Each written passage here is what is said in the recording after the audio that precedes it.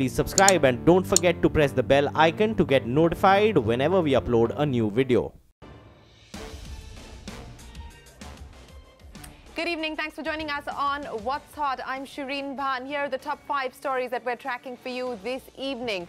Trump makes his trade war with India official. US challenges India's export programs, alleging these schemes subsidize Indian exports. India says not all schemes are subsidies, adds that it has an 8-year window till 2024 to phase out export subsidies. RBI has enough powers to regulate bank branches, says a top finance ministry official. This comes a day after Governor Urjit Patel said the central bank has weaker regulatory powers over PSU banks than private sector banks. End the blame game and strengthen the Reserve Bank's power to regulate PSU banks, says the founder of ICICI Bank and a veteran of the banking industry, N.K. Vagul. Says the question of who controls PSU banks is more important than who owns them. After quitting the Union Cabinet, Chandrababu Naidu's Telugu Desam party could now pull the plug on its alliance with the BJP. Sources say a decision is likely tomorrow. Tamil Nadu's revenue deficit widens by 15% as the state presents its budget for the upcoming financial year. Overall debt also projected to cross 3.5 lakh crore rupees.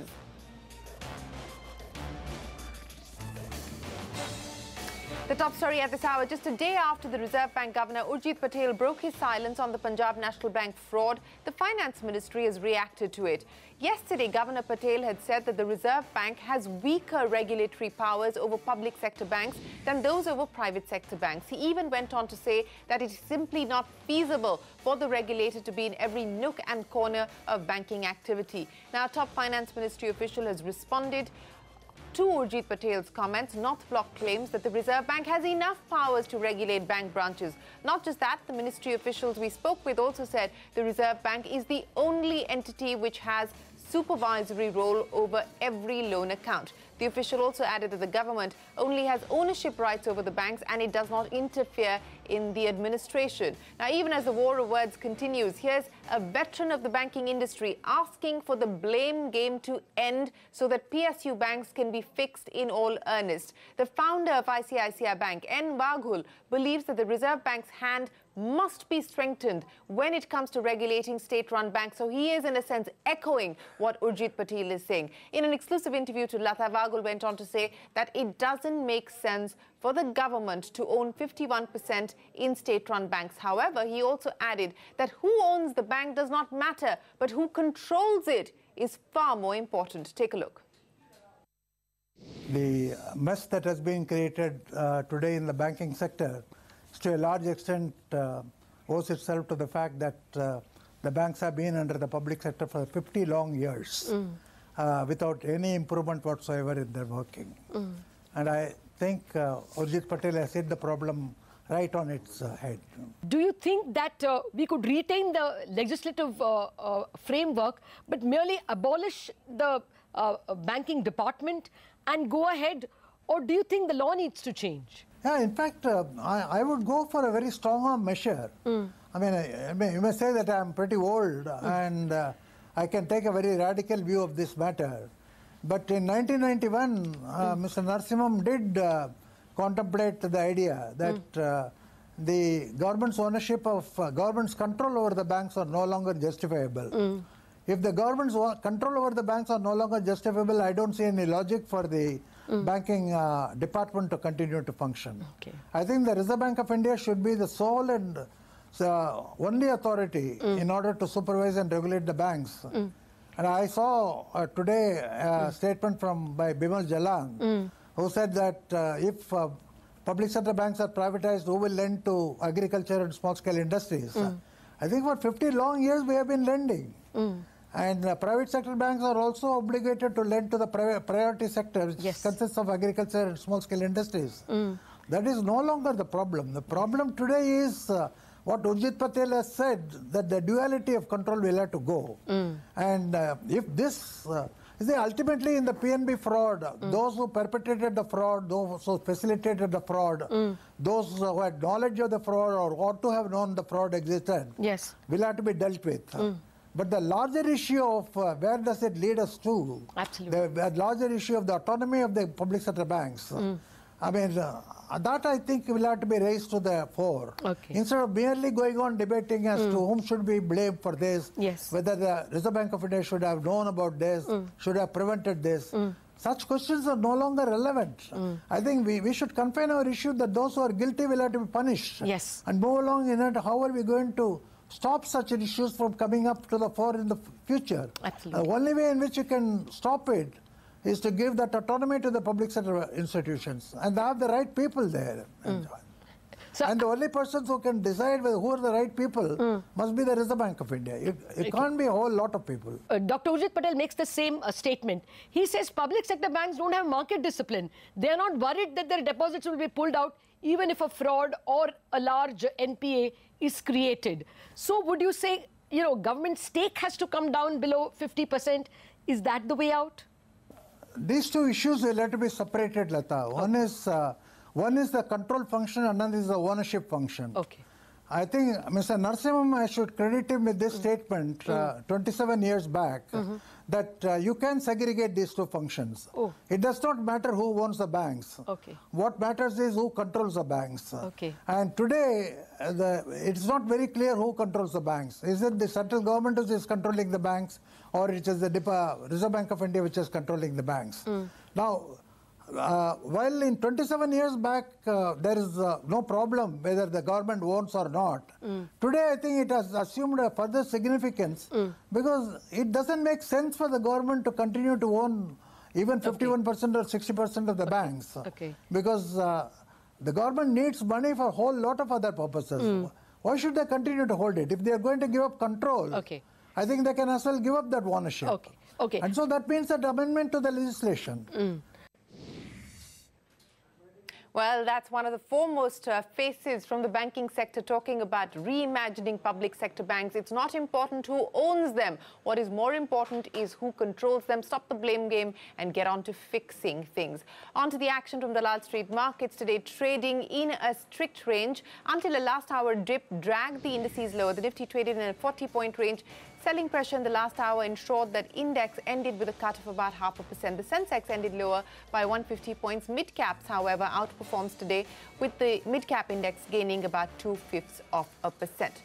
But on to the big story this evening. US President Donald Trump has made his trade war with India official, or so it seems. Days after threatening the Modi government with retaliatory duties on exports, the United States has filed a complaint against almost all of India's export subsidy programs at the World Trade Organization. Remember, this move comes hours after the Trump administration appointed Larry Kudlow, a conservative economist, as the new economic advisor. Now, why exactly is Trump miffed? The United States trade balance with India hasn't been in positive territory since over 3 decades.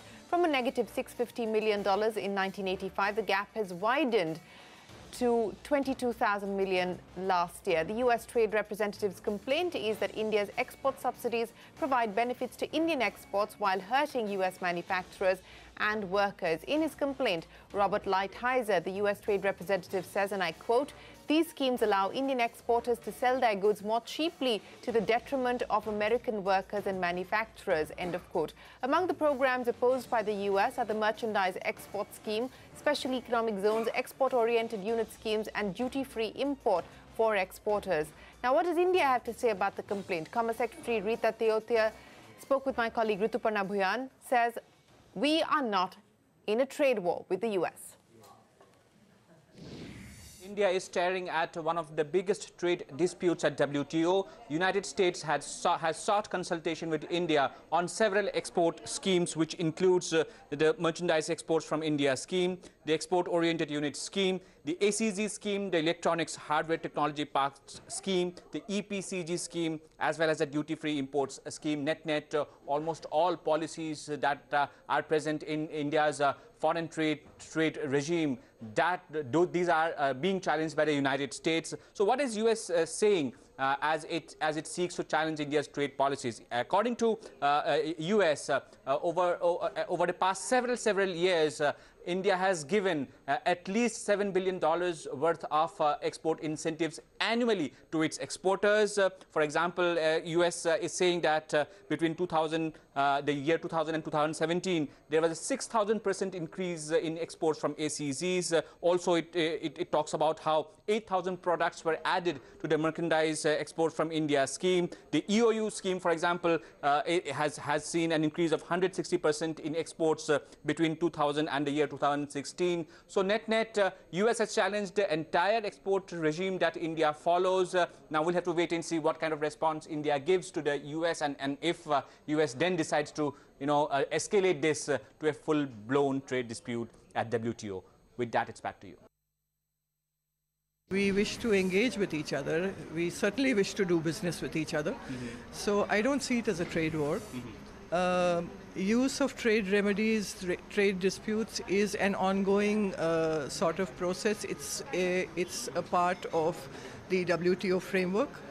And both India and the United States use this where there is requirement. But I do not consider this a trade war by any means.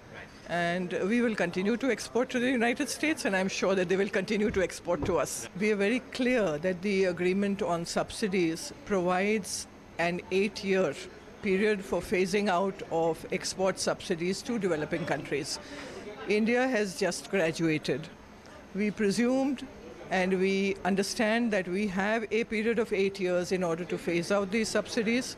This is the position that we will share with the United States, and we hope that they would understand the need for special and differential treatment for developing countries. We'll also, review our export policies, which after perhaps 8 years it will be compliant to. Certainly, we have never failed to honor our commitments to the WTO, and we will do so. Well, on to a Network 18 exclusive news break. The central government is set to notify the contours of the Air India stake sale plan early next week. Sources also tell us that the government may decide to retain 24% stake in the national carrier. Sindhu Bhattacharya, CNBC TV18's contributor, joins us now. Sindhu, this is the question that we've been putting to the government on whether they intend to hold on to residual stake in Air India. What are you picking up, and how soon can we expect further clarity on the sale process? So, Shri, from what I'm picking up from my sources, the government will retain a minority 20%. It will retain minority 24% stake. My sources tell me that a notification to this effect could come out as early as next week, though, of course, there is anything can change at the last moment. But as of now, this is how the contours of the deal looking. 24% essentially would mean that the government doesn't have a, and therefore it'll probably be honoring a commitment that it has been repeatedly making, that it doesn't have a lot of say in the airline once it's designed. Just wants to keep a nominal 24% stake so that probably it exit at a later time at a better valuation. The thinking is that any private department and the airline such a fashion that the government gets a rate. Okay, so you're saying the government may keep 24% in Air India. That seems to be the view at this point in time, and we could expect more clarity on the sale process. The expression of interest itself is likely only a few weeks down the line, but we may see something more on the sale process, a notification perhaps being issued next week. That is, of course, source-based information. Sindhu, we've got you on a patchy line. We'll try and get back to you on India Business Hour, but for now, many thanks for joining us. That's CNBC TV18's contributor, Sindhu Bhattacharya. But the big story from the political space, sources tell Network 18 that the Telugu Desam party may pull out of the NDA tomorrow. Remember, just last week, TDP chief and Andhra chief minister Chandrababu Naidu pulled his 2 ministers from the cabinet over the centre's refusal to grant special category status to the state. Maria joins us now with more. So, Maria, is it clear now? Is it going to be a parting of ways between the TDP and the NDA? It looks like, Shireen, what sources close to Chandrababu Naidu are telling me is that there is a Politburo meeting that is to take place in Amravati tomorrow, and that announcement of finally quitting NDA may come tomorrow itself. Well, you know, there is no immediate trigger if you look at it, Shireen. It's pure domestic compulsion that under which Chandrababu Naidu is now functioning, because he understands that YSR Congress, Jagan Reddy, has been touring the state of Andhra Pradesh, and even today, in fact, what happened was that YSR Congress MPs, 6 of them, there are just 6 MPs in the 15th Lok Sabha, Shireen, and all of them were seen in the Central Hall of Parliament meeting other politicians and other political heads of various parties to garner support to move that no confidence motion. This would be the first of its kind no confidence motion that has been moved by a very small party, but they are trying to do so. In fact, the TDP thereafter went ahead and said that in case if such a motion is moved by YSR Congress, they would be forced to back it, because this is regarding Andhra Pradesh special status. I think Chandrababu Naidu has little or no option now, because the centre has made its stand known. They have said it very clearly what they can deliver with regards to Andhra Pradesh special status. That is really not possible, whether it will be only a special package, and hence Chandrababu Naidu, working with very limited options, could announce that quitting of NDA formally tomorrow. All right, Maria, appreciate you joining us. We'll, of course, keep coming back to you for more details on this story. That's the latest on the political front in Andhra Pradesh. On to Tamil Nadu, where the state's finance minister, O. Pannirselvam, tabled the budget today. A worrying statistic that has emerged in the form of the revenue deficit, which has breached 18,000 crore rupees. But on the bright side, the state has clocked a healthy GST-driven revenue collection of close to 87,000 crore rupees. The state's debt burden is likely to swell 13% in FY19 to 3.55 lakh crores. Among other highlights, the subsidy earmarked for 2018-19 is close to 76,000 crore rupees, with a revised estimate for 17-18 at about 70,000 crores. So that's the Tamil Nadu 2018 budget. And speaking of the GST, the government hopes to clear all pending GST refund claims for exporters by the 29th of March, after it launched the refund fortnight that starts today. That's the comment in from Upendra Gupta, Commissioner of the GST Policy Cell. I spoke to some of India's top tax authorities at the CNBC TV18 Tax Sutra GST Summit held earlier today. The main promise from them was to fix all concerns related to exporters by the end of the month. We're given to understand that at the level of the Prime Minister's office, the matter of exporter refund has been raised, and there have been a few meetings that have happened just last week on being able to address this issue. Where do things stand? Because the government says it's the exporting community's fault. They're filling the forms the wrong way. There are concerns that have been raised with respect to how they're filing their returns, etc. Exporters are saying, look, we've been coming to the government and yet our problems are not addressed. In fact, the Commerce Ministry is now taking up this issue as well with Finance as well as the PMO. Where do things stand? No, as you are aware that 15th today, we have started a refund clearance fortnight, which is up to 29th for 2 weeks. Today itself, we have issued a circular clarifying all these points which were raised to us by the trade and industry. The circular is already available on our website. The problem... What is the quantum of the blocked refunds today, sir? Blocked refunds numbers, you know, it would be the total refund claims which has come to us according to information available is about 28,000 crores, out of which about 11,000 crores have already been released. Okay. So remaining IGST refund is handling through customs, as you are aware. So there the problem of mismatch in GSTR 1 and 3B is there. Solution has been found. So whatever claims have come to customs and many more which are pending in GSTN, we are trying to get them pushed to customs from GSTN. So we hope that the substantial chunk of this refund claims would be cleared. The problem with respect to ITC refunds was pointed, many concerns were raised. We have clarified about 14 points today in the circular which have been issued, so that the refunds are processed in a uniform manner by the center as well as the state tax authorities. The circular which has been issued clarifies all the concerns which were told to us. Okay. So it gives the clear guidelines, what are the documents which are to be seen while processing, what is to be seen by way of declarations which the exporters are submitting, what is to be done in case of mismatches. Everything has been clarified today. Okay. And we are hopeful that most of this we should be able to see a marked improvement on 29th. So hope to resolve all export-related concerns by the 29th of the month. That is the assurance coming in from the CBEC. With that, it is time for us to wrap up this edition of What's Hot. Don't go anywhere. Up next is our Market Masters, a very special conversation with market veteran Samir Arora as he takes us through his sectoral bets. We'll see you again in 30 minutes on India Business Hour.